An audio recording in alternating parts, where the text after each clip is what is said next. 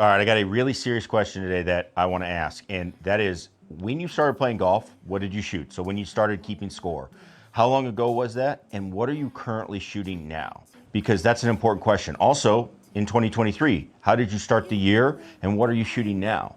The goal is, if you're trying to become a better golfer, is you need to shoot lower scores by definition. So if you were able to do that, how did you do it? If you currently are not able to do that, or you're plateauing, how are you going to get past that? Let's talk about that today.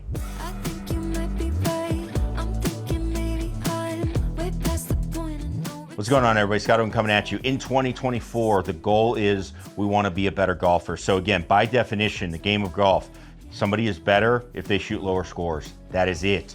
There's a lot of things that'll go around saying, oh, but I do this better, I do this better. Well, you're better at that specific skill, but you are not a better golfer unless your scores go down, which is a culmination of all those different skills. So always keep that in mind as we go through this. Now today, what I want to show you is, I want to show you the plan and how people go through and get their scores better. This is what all the professional players, PGA Tour, LIV, DP World Tour, everybody is doing this right now as they're kind of on their off season, and they're doing this constantly throughout the year.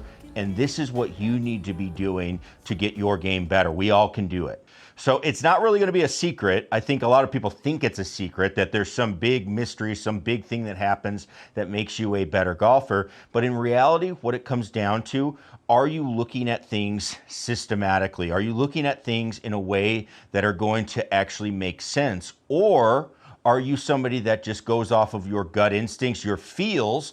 I feel like I do this, and that's what's going to make me get better if I can improve that.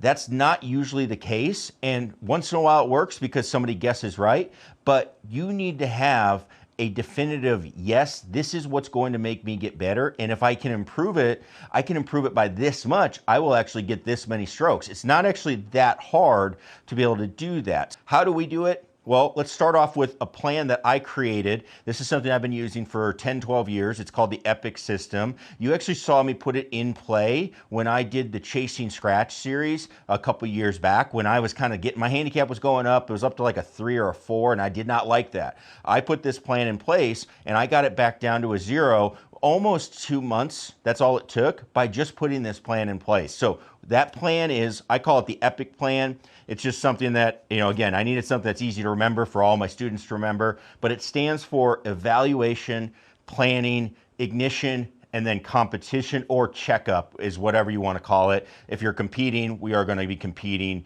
in practice in our plan. That's what we would do. So why does this work? Well, if you go to any academy or you talk to any really good player, they are doing some form of this. They are looking at their games, they're coming up with the plan, and then they are seeing if the plan works. That's basically how you do it. So how do we start this off? Well, let's start off with the first and probably the most important stage, the evaluation stage.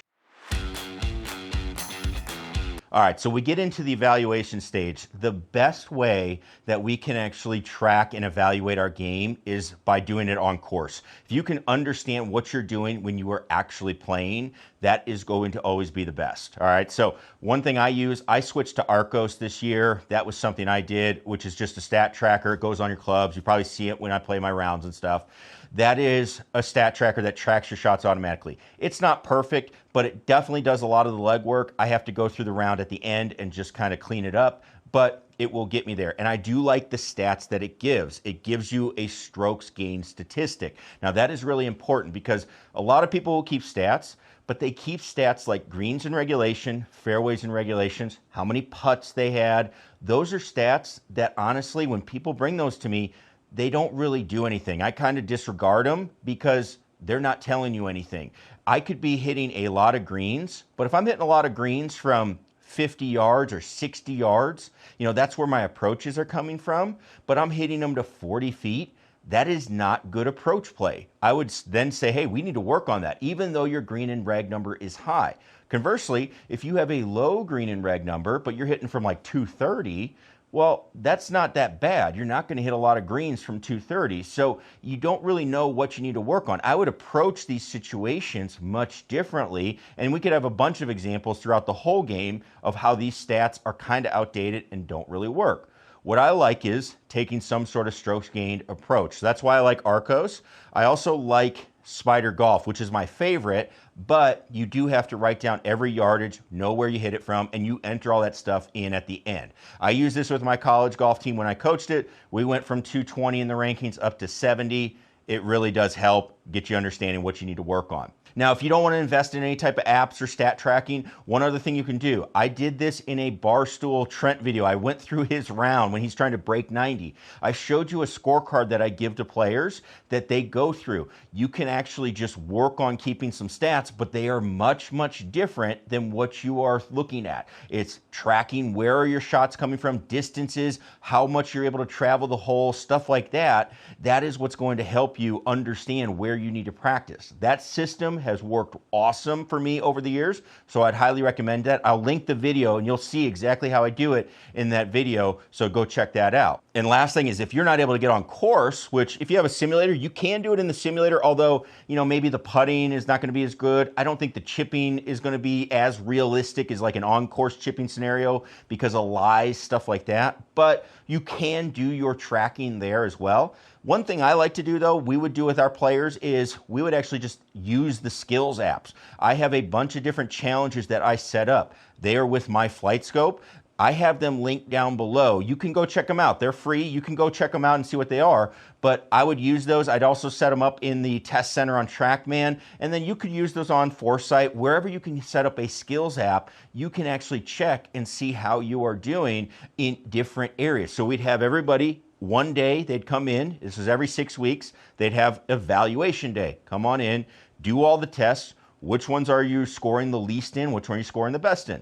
Obviously, we'd pick the least two. We're gonna work on those lowest two scores for the next couple of weeks. Then you are gonna go ahead and work on seeing how you did, all right? So you can challenge yourself with these and see how you're doing. This also will work as you're going through. So once you've evaluated your game and now you have some idea of what you need to work on, what's going to help you the most with your strokes, now you need to come up with a plan. So the most important part with the plan as you go through, you need to decide, is it a skill problem or is it a technical problem? Now, what is the difference? Skill would be, for example, I have a video coming up on Thursday where we are going to talk about playing Op 36, and I struggled from 50 yards. That was the hardest one for me.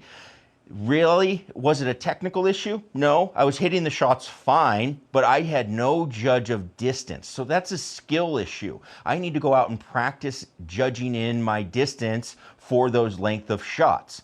Technical would be, I can't make contact. There's something horribly wrong and I cannot control the golf ball for the life of me. No matter what I try, that is where you need to then go and get help and get some input technically that you need to work on. But just because you have a weakness in an area doesn't automatically mean it's a technique problem, because you might go down a rabbit hole that confuses you or makes things worse.